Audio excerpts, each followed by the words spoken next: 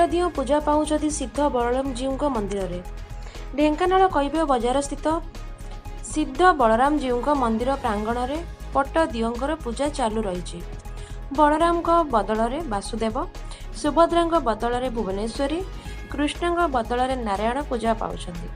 प्रत्येक दिन प्रातः मंगल आरती, महास्नान, विभिन्न फुलहार, बल्लभ भोग, खिचुड़ी धूप, मध्याह्न अन्न धूप, संध्यारे आरती, रात्रे रात्र धूप पहड़ी पड़िबो।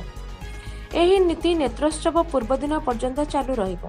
अणसर ठाकुर रहिबा बेले एही पटदियो पूजा पाइबे।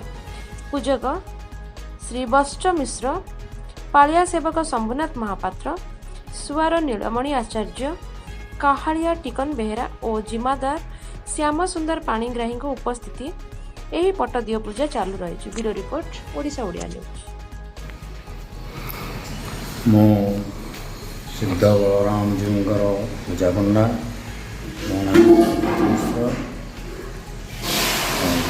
काली स्नान पूर्णिमार ठाकुर स्नान कर पटदियो स्नान सरिया आम ठाकुर को अनुसरण कर रखिलु। आज पटदियो हूँ पूजा होती जमी ठाकुर नीति नियम बल्लभठू आरंभ कर गाधुआ पर्यटन जितक नीति नियम था सब हूँ पटदियो।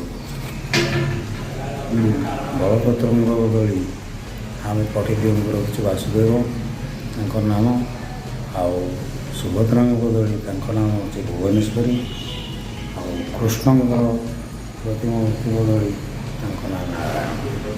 ये प्रकार जमी आम आगु पूजा होता से प्रकार पूजा चलो छेरा पंचमी पर्यटन। ठाकुर नेत्रोत्सव पाइला नेत्रोत्सव पाइला ठाकुर पुणी विधि विधान हम।